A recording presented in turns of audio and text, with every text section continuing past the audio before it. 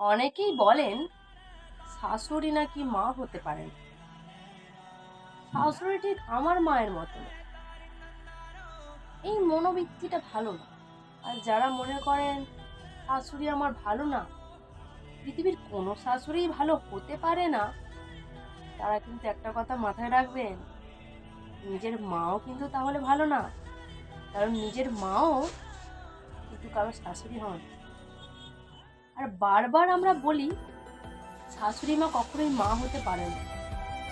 আচ্ছা, আমরা কি কখনো বৌমারা ওনাদের মেয়ে হবার চেষ্টা করেছি?